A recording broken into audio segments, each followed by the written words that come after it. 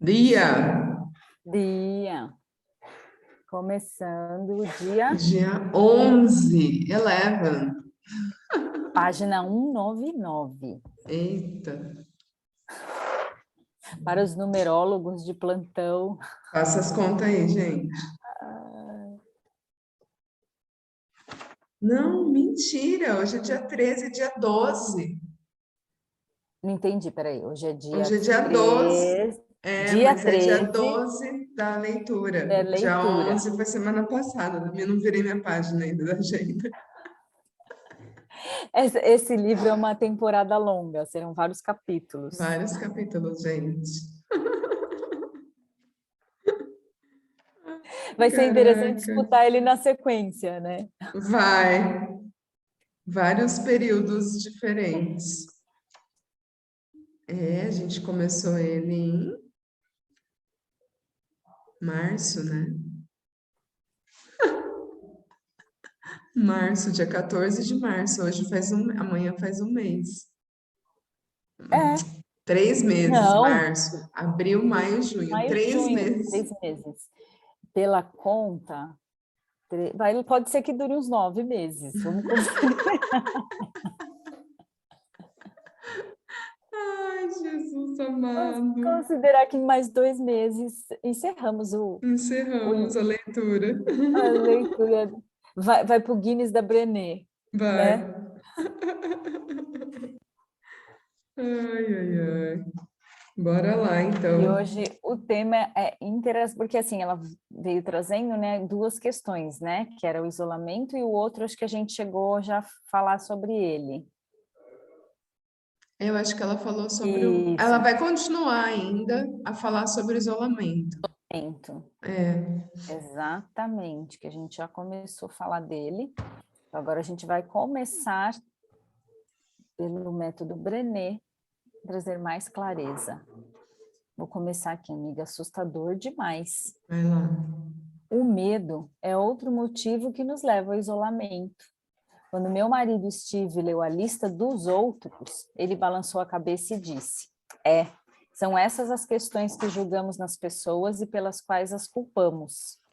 Então ele pensou por um minuto e perguntou: e aquelas questões pelas quais não chegamos a recriminar ninguém, mas que nos assustam e nos fazem correr na direção oposta? Eu sabia exatamente o que ele queria dizer. Às vezes, nos afastamos das pessoas porque suas experiências são estigmatizadas ou socialmente inaceitáveis, mas simplesmente porque são assustadoras demais.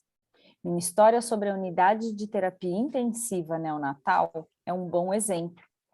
Eu me tornei ciente de meu próprio isolamento baseado em medo quando meu marido fazia residência médica.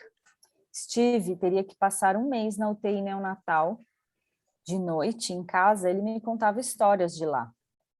Encontrei a coragem, para ouvir apenas porque sabia que ele precisava de um lugar seguro para processar sua tristeza e celebrar seus sucessos.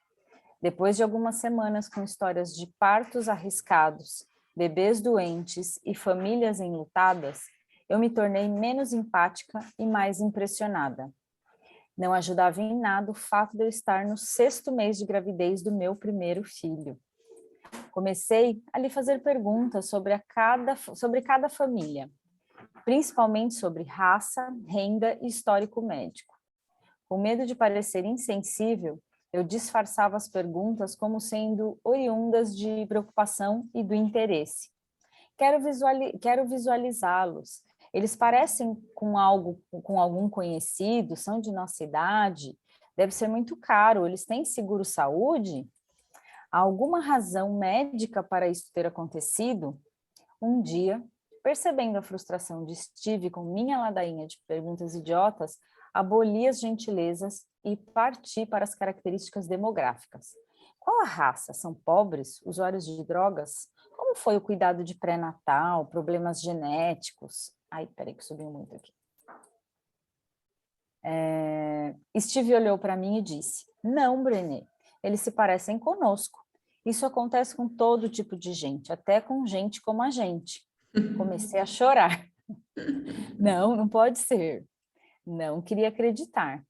Queria usar todos os sistemas de diferenças existentes para me separar daquelas pessoas.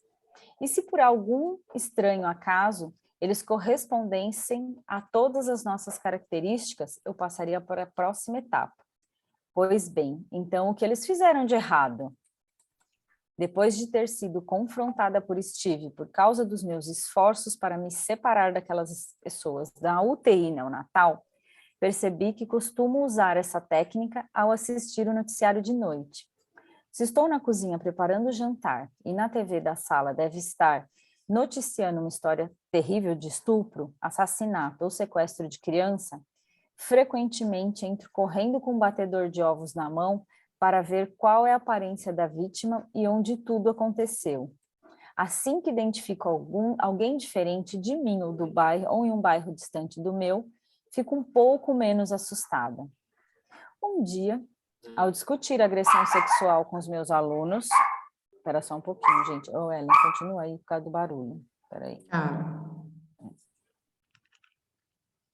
Um dia, ao discutir agressão sexual com meus alunos, começamos a falar como é frequente que as vítimas sofram novamente durante os julgamentos.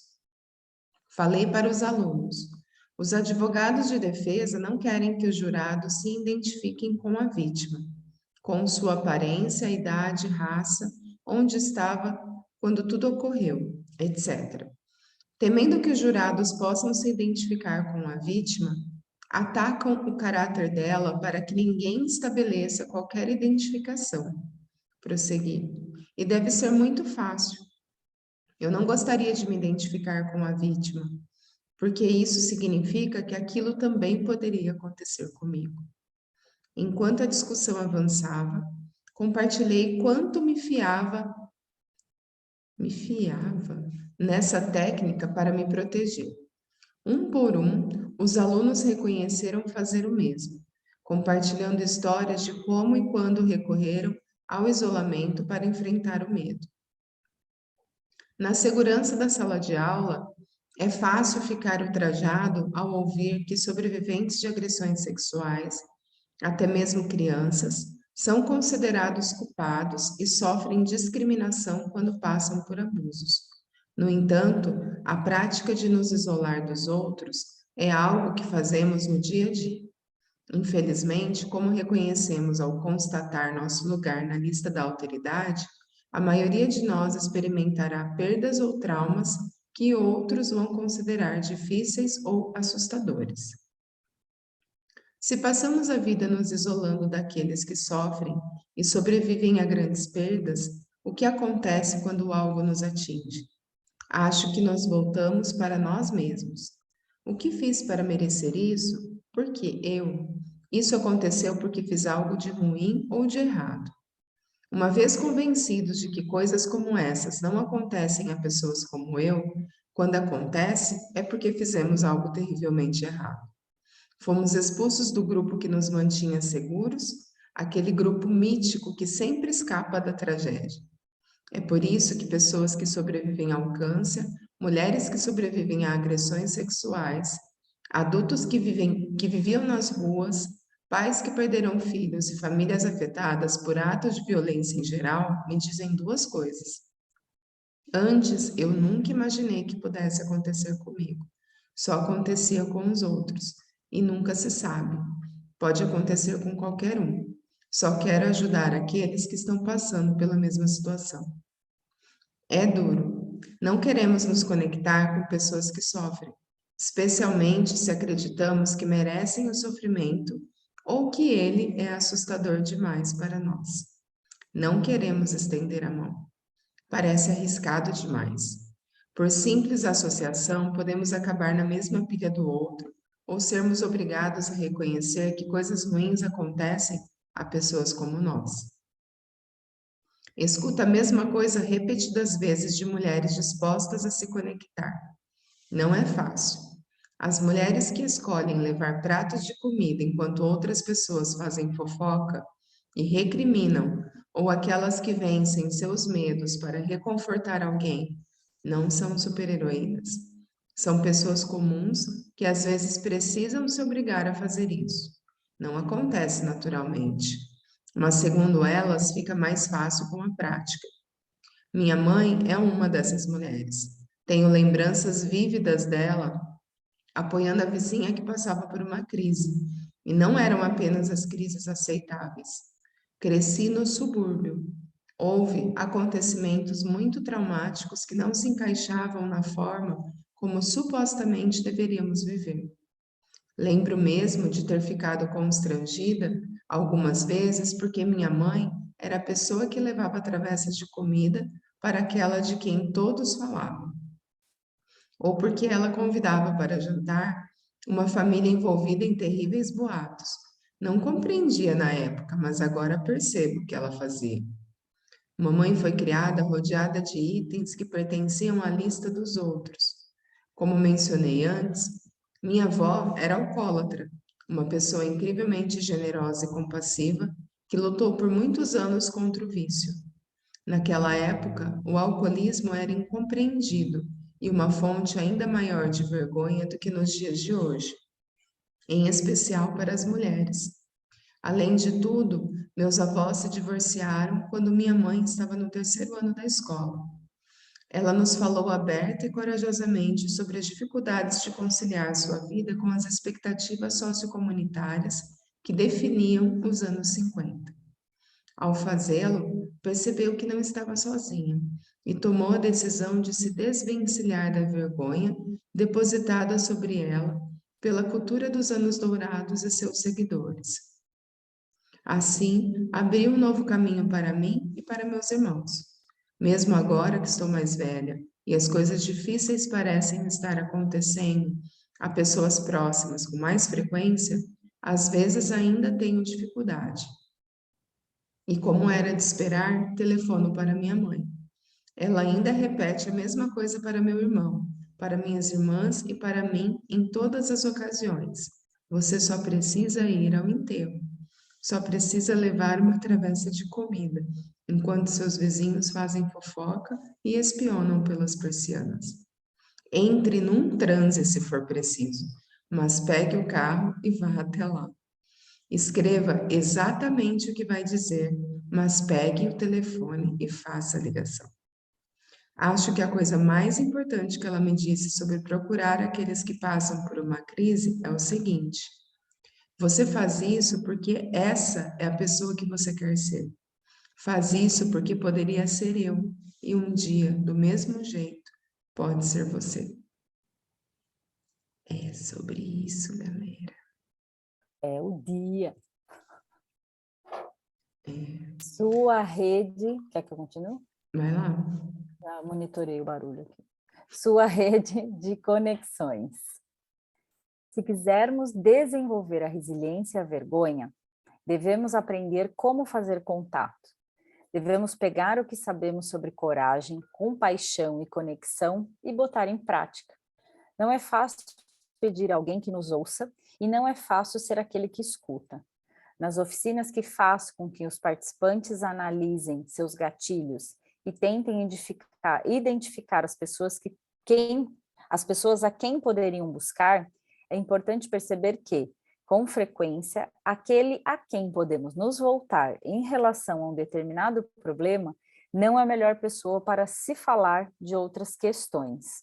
Por exemplo, a irmã de Susan, aquela da introdução, fez um comentário vexatório quando Susan quis colocar a filha na creche. Susan disse: quando se trata de cuidado com os filhos, minha mãe e minha irmã definitivamente fazem parte da minha teia da vergonha. Mas quando se trata de religião e fé, elas são as integrantes mais fortes da minha rede de conexão. É por isso que é importante pensar em questões específicas quando tentamos identificar as pessoas a quem podemos procurar. As seguintes perguntas podem ajudar, se forem feitas para cada categoria da vergonha. Bora lá. Quem são os indivíduos e os grupos que formam sua rede de conexões? Quem procura você para oferecer empatia e apoio? Quem são os indivíduos e os grupos que formam a teia da vergonha em torno desta questão? Quando você vê pessoas que estão tendo dificuldades com tais questões, você as procura oferecendo empatia ou se isola? Aqui estão as respostas de Susan, Kayla, Teresa e Sondra a essas perguntas.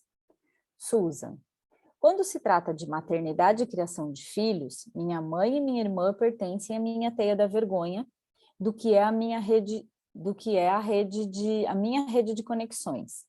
Estão próximas demais e têm peso demais nas minhas decisões.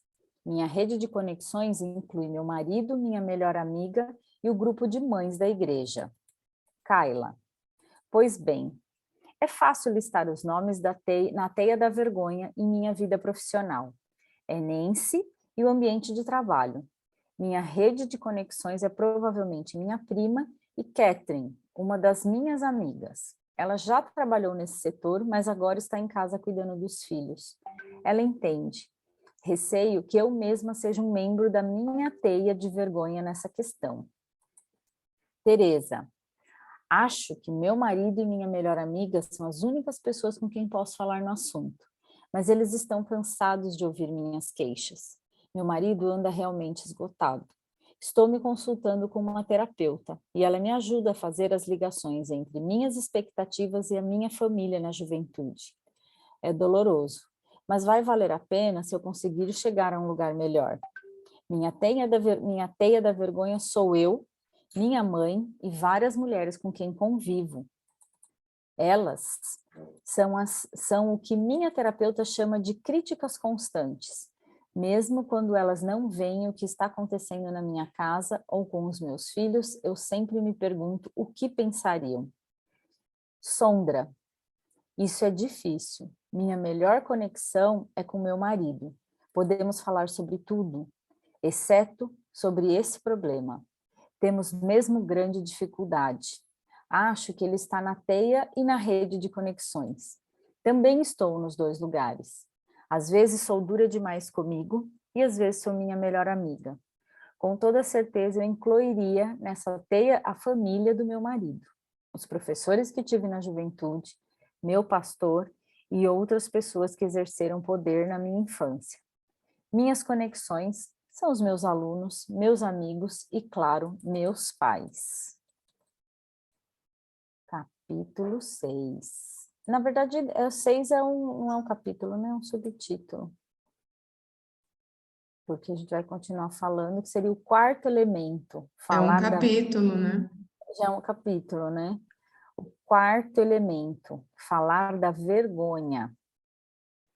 Não há nada mais frustrante e assustador no que sentir dor e não ser capaz de descrevê-la ou explicá-la a ninguém. Não importa se é uma dor física ou emocional.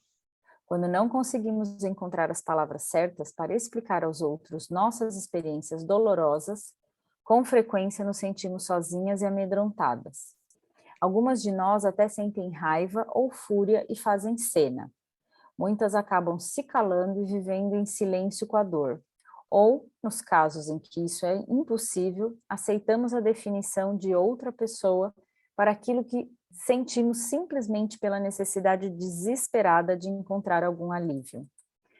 A vergonha é o tipo de dor que desafia definições. Como debatemos em todo esse livro, ela dirige de forma inconsciente pensamentos, sentimentos e comportamentos. Para sobreviver, precisa manter não detectada. Por isso, visa ao silêncio, ao sigilo.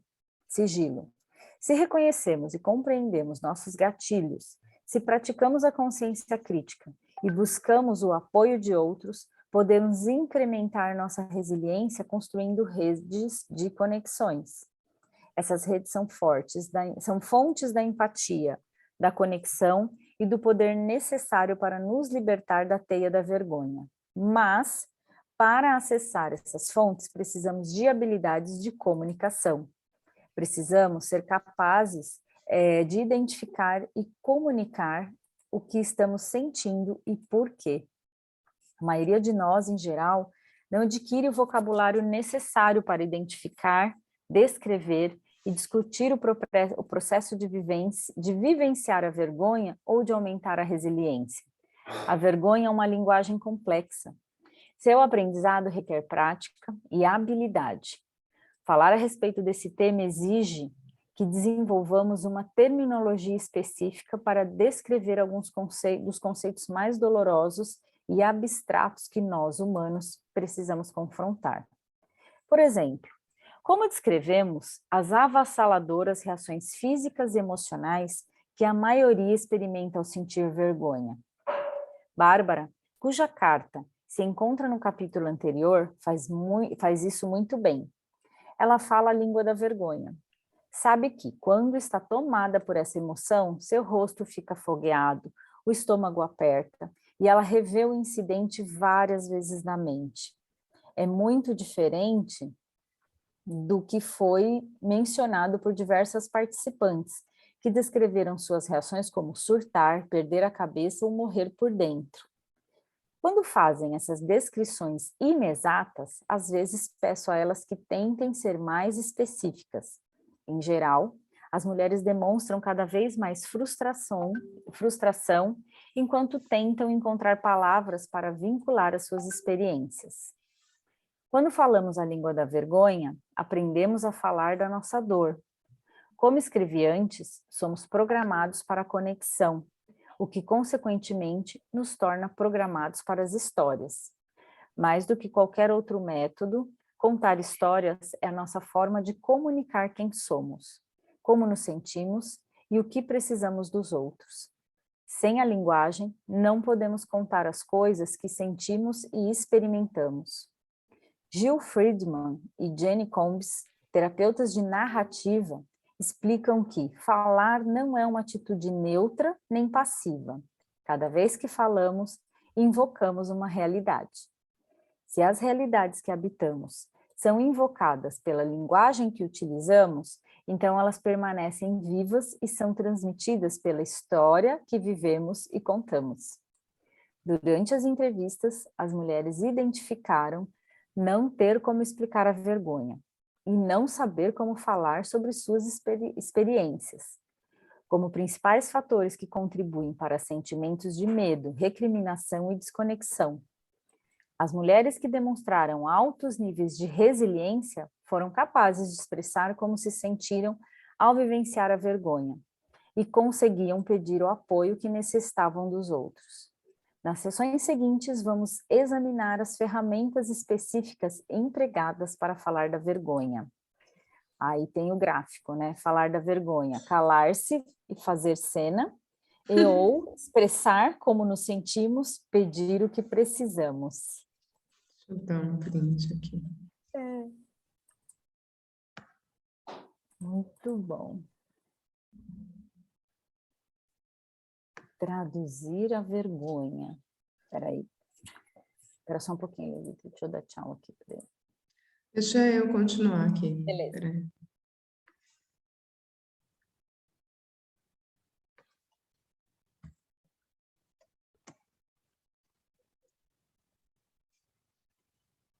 Traduzir a vergonha. Todo mundo já foi submetido a situações vergonhosas. Como escrevi na introdução, cada um de nós foi ferido por comentários sutis e às vezes abertamente cruéis sobre nossa aparência, nosso trabalho, a forma como criamos os filhos, como gastamos dinheiro, nossas famílias e até mesmo em relação à experiência de vida sobre as quais não temos o mínimo controle. Os comentários podem ser diretos, indiretos, manipuladores, intencionais e até mesmo, acredito eu, não intencionais. O que eles têm em comum é quanto magoam e como nos deixam desorientados e desesperados em busca de proteção. Claro que quando estamos desorientados e desesperados, raramente encontramos métodos eficientes para nos proteger. De fato, muitas das habilidades que usamos para lidar com a vergonha apenas ampliam os sentimentos de impotência e nos fazem afundar ainda mais nesse sentimento, funcionando como as cortinas da vergonha. Neste capítulo, vou examinar como falar da vergonha nos permite expressar o que sentimos e pedir o que precisamos, possibilitando construirmos de forma mais eficiente a resiliência. Vamos começar analisando a armadilha da vergonha. A armadilha da vergonha. Essa é uma das formas assumidas pela vergonha mais difíceis de reconhecer, processar e nomear. A armadilha da vergonha costuma estar tão escondida ou camuflada que caímos nela sem perceber, e, em geral, repetidas vezes. Quando isso acontece, saímos da experiência abalados e nos perguntando: o que acabou de acontecer? Por que estou sangrando? O autor da armadilha costuma responder: do que você está falando? Eu não vi nada. Talvez você esteja vendo coisas. Está tudo bem? Em geral, ficamos tão surpresos que repetimos a experiência para ter certeza de que ela não aconteceu apenas na nossa imaginação. Tive experiências no passado, uma bem recente, em que fui capturada várias vezes antes de entender o que se passava. Eis a minha história de armadilha da vergonha. Logo depois do nascimento de Ellen, fiquei muito empolgada com a possibilidade de conhecer outras mães de recém-nascidos. Certa noite, num evento do trabalho, fui apresentada a Phyllis, outra mãe novata. Ela também estava afastada do trabalho e insisti que fôssemos almoçar e talvez até planejar encontros com os bebês. Fiquei tão animada de ter alguém com quem conversar sobre minha experiência que na primeira vez em que saímos para almoçar, fiz conexão demais, cedo demais. Ansiosa por compartilhar minhas experiências, eu disse: não estava preparada para ficar tão cansada assim.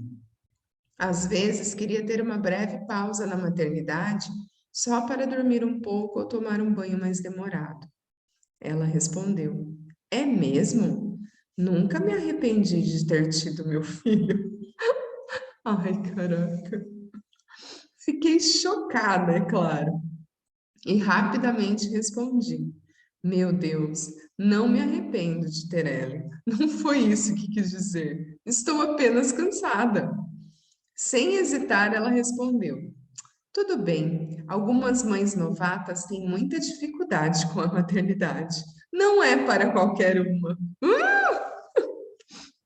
Fui ficando cada vez mais transtornada. Veja bem, filhas, adoro ser mãe de Ellen. Não me arrependo, é ótimo. Ela olhou para mim como se me achasse patética. Está tudo bem, não fique histérica. Talvez melhore quando ela crescer um pouco mais. Não! Porque não é sobre ela, caramba! Nossa, mas quem nunca, cara? Passa um filme, né? Passa o filme. Não, e quando ela começou a contar a parte dela, eu falei assim, gente, eu acho assim, eu me veio assim, como eu sou grata de ter sido dentro do meu núcleo a primeira mãe. Então eu não tive nesse primeiro contato. Era eu comigo mesmo. Aí eu falei, cara, aí quantas dentro desse espaço que já vão nessa expectativa com mães que têm filho, e eu fiquei pensando, essa foi uma exposição, né? Que ela teve, que eu não tive. É legal a gente fazer esse exercício, né? Porque eu fui a primeira. Você foi o ponto de referência. E aí, olha que interessante, porque assim, quando as pessoas relatar comigo, eu trazia a real. Eu falava, meu, tá tudo bem, é normal. Não é isso mesmo, né? Não é isso mesmo, calma.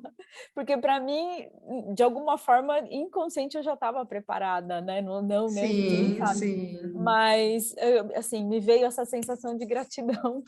Nesse primeiro momento, eu não tive esse julgamento, né? Assim, e foi o contrário. Eu quis dar conta, né? Então, assim, primeira Sim. semana, então eu nunca vou esquecer assim, minha mãe chegando em casa depois de 2 semanas, tipo, toma, eu vou dormir. E minha mãe, vai descansar, aproveita que eu tô aqui. Era só isso que eu queria ouvir.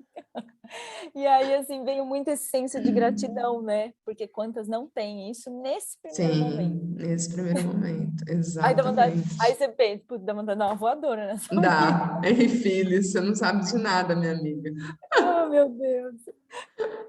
Naquela Ai, altura da conversa, eu já estava esperando que entrasse em cena uma equipe de vídeo de pegadinhas.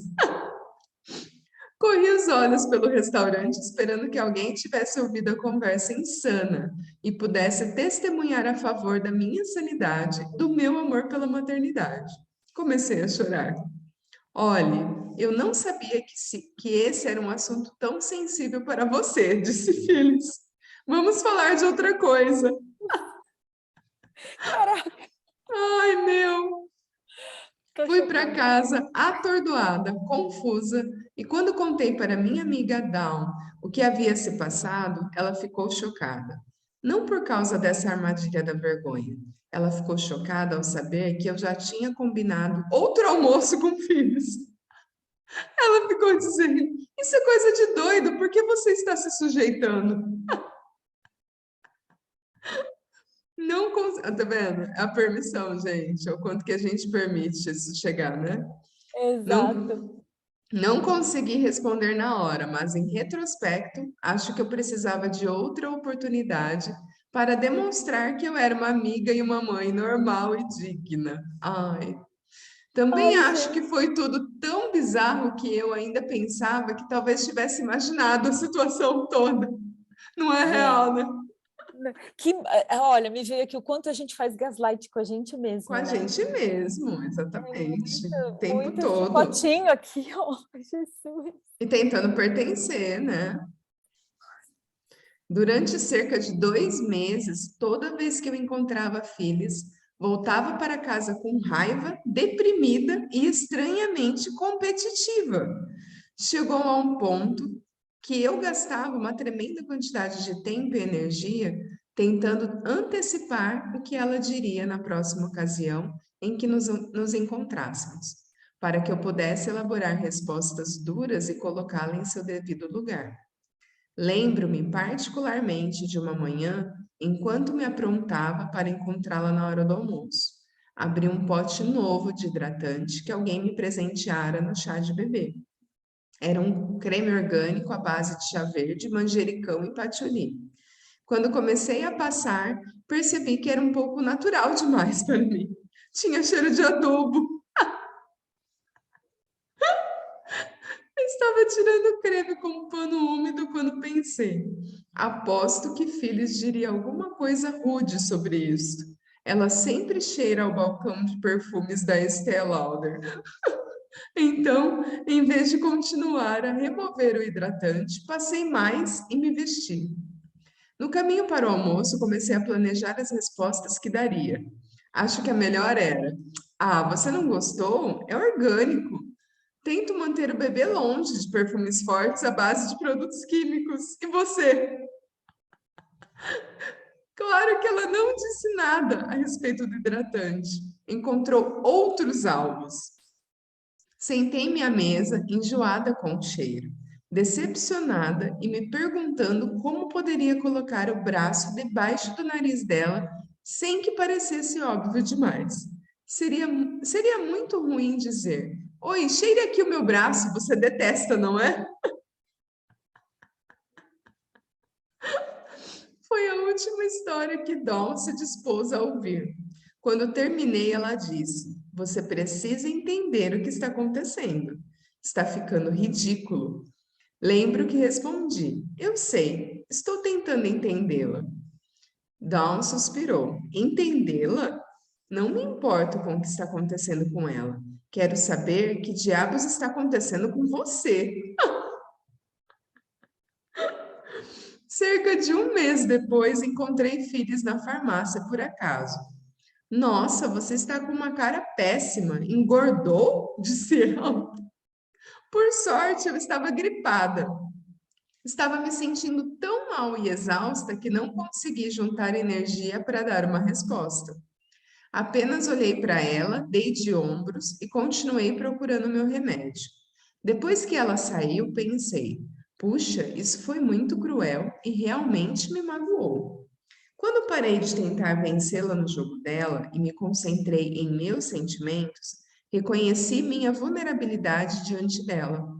Em vez de me manter no modo de combate, admiti que ela feria meus sentimentos, a frequência com que dizia coisas cruéis e depreciativas, e o mais importante, que eu precisava mudar meu relacionamento com ela.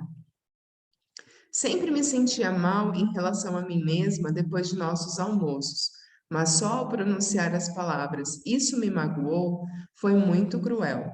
É que decidi por fim aquele relacionamento e passar algum tempo analisando o meu papel naquela confusão destrutiva. Falar da vergonha nos permite traduzir nossas experiências de modo que possamos aprender com elas, que são os objetivos da resiliência à vergonha. Não podemos impedir a vergonha de acontecer, mas podemos aprender a reconhecê-la de imediato, de modo a passar pela experiência de forma construtiva, não destrutiva. Ao aplicar os 4 elementos da resiliência à vergonha, eis o que aprendi com essa experiência. Em primeiro lugar, estava me sentindo solitária e desesperada por conexão em meu novo papel de mãe. Estava muito vulnerável e logo descobriria como a maternidade pode ser um gatilho importante para mim. Embora estivesse ciente de que o meu relacionamento com filhos agora consistisse menos em encontros para o almoço do que em preparativos de batalha, não reconheci os sinais de aviso que agora associo a preparar respostas duras. Percebi que planejar respostas para as pessoas em geral significa que deixei passar despercebido um gatilho da vergonha. Se estou preparando respostas agressivas e me armando para ferir o outro, sei que estou mergulhada em uma área de séria vulnerabilidade. Sei também que quando uso a vergonha para revidar, ela só aumenta meu sentimento, em vez de aliviá-lo. Essa não é a pessoa que quero ser. Vai lá, amiga.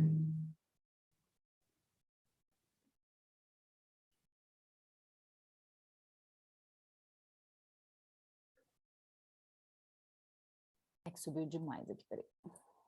Vamos lá. Em segundo lugar, eu havia acabado de me tornar mãe. Não tinha desenvolvido as habilidades de consciência crítica de que necessitava para saber como a maternidade se torna um poderoso gatilho para a maioria das mulheres. Individualizei, o negócio é comigo, e patologizei, sou maluca, a experiência. A consciência crítica em relação à maternidade levou tempo para ser aprendida e colocada em prática. Em terceiro lugar, quando procurei Dawn para contar sobre o almoço e ela tentou me apoiar, eu deveria ter lhe dado ouvidos. Não tinha processado inteiramente o fato de que Dawn é importante em minha rede de conexões ligada à maternidade. Gostaria de ter lhe dado ouvidos, em vez de descartar suas preocupações. Em quarto lugar, durante nosso almoço, quando disse que a maternidade às vezes era cansativa, e Philips me deu a resposta, é mesmo? Nunca me arrependi de ter tido meu filho? Eu poderia ter usado minha habilidade de falar de vergonha e responder algo como, nossa, como foi que de estou cansada, você chegou a me arrependo de ter filhos? Se a conversa continuasse ladeira abaixo, eu poderia ter dito algo como, parece que não conseguimos nos entender, vamos mudar de assunto? E claro, não ter insistido naquela amizade. Por último, aprendi como traduzir minha experiência de forma que me permite reconhecer os padrões ineficientes que sustentam a vergonha. As minhas cortinas da vergonha. Essa história é um ótimo exemplo de como os 4 elementos da resiliência funcionam juntos, nem sempre de forma linear. Quando realmente comecei a pensar no meu comportamento com filhos, percebi que usava, e às vezes ainda uso, uma combinação interessante de estratégias de desconexão, especialmente em torno da questão da maternidade. Costumo usar o combo mover-me em direção e mover-me contra. Eu me fecho ou tento agradar quando estou com aquela pessoa. Depois fico zangada, planejando envergonhá-la quando chego em casa. Naquele caso, eu ficava tentando convencê-la de que éramos iguais e que eu era uma boa mãe, até chegar em casa.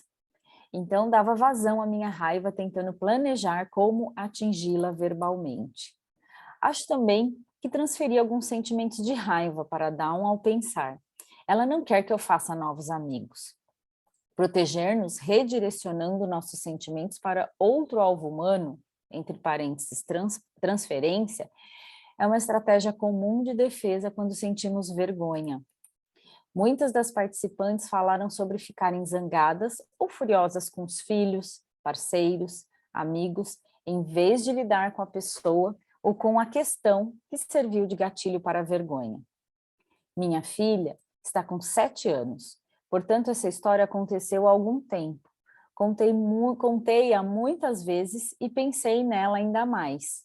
Levei bastante tempo para entender o que aconteceu e por quê.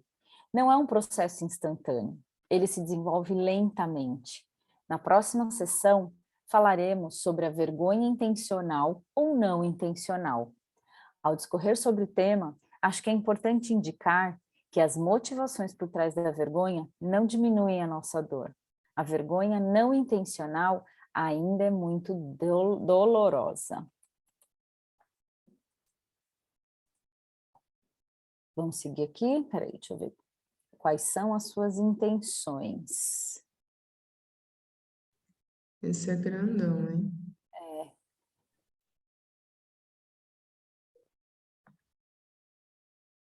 Ele é bem grandão e É ele grandão. encaixa com outro tema, né? Jesus. Ó, o capítulo 6, ele vai até a página 228. Uau! Os É, capítulos são... gigantes. A gente lê um capítulo por dia. Praticamente. A gente lê um capítulo por mês. Ou a Quais cada 15 são, dias. As quais suas são as intenções. suas intenções, né? A gente vai parar. Deixa eu Isso, ver. que é página 214 para 215. Ai, subiu de novo. 215. Finalzinho, né? Isso. Mas isso que ela trouxe é muito comum, né? Extremamente comum, gente. E assim, o que eu achei interessante que ela trouxe é isso que assim, ela sendo a que fala do tema, ainda se pega nisso, né? Levou 6 Sim, anos para perceber. Então, é muito do que a gente fala, né? Os altos e baixos, que não é linear. Então, sim. não ir para aqueles... Eu acho que o estar na presença e perceber que algo está rolando já é o primeiro passo, né? Já é um... Eu acho que esse é o primeiro passo que a gente não reconhece, né? Porque primeiro a gente se faz de errado por estar percebendo alguma coisa. Uhum, E aí, se a gente se faz de errado, a gente já cala a possibilidade de você se abrir com a outra pessoa. exato. Que isso? Eu achei que era megafone na rua. Não? Nossa, não. Que foi, Oz? Não foi o Oz, acho que foi algum pássaro que passou por aqui, gente. Que estranho. Oh, Escutei, a sensação que deu que era assim, algum carro de som de rua. que doido. Eu acho que é isso, né? Quando a gente está presente. Vixe, estão me tocando a campainha. Ah, então vai lá. Peraí. Quando a gente está presente e a gente não ignora, né, os Exato. sinais, não faz isso de errado, aí você consegue dar andamento assim ao que você está sentindo Exato. e aí colocar os limites, né, os seus limites, porque se aquela pessoa tá de alguma forma te agredindo, né?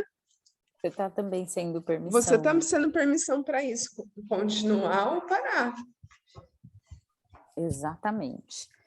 E é sobre isso, né? É sobre isso. Então tá, a gente volta semana que Tá. vem, no dia 13 da leitura sem fim. Nome de filme, né? É. Quem é? É a Brené. Né? Não, veio consertar a máquina mesmo. Pode entrar. Ai, gente, até semana que vem. Eu vou parar aqui. Beijo. Beijos.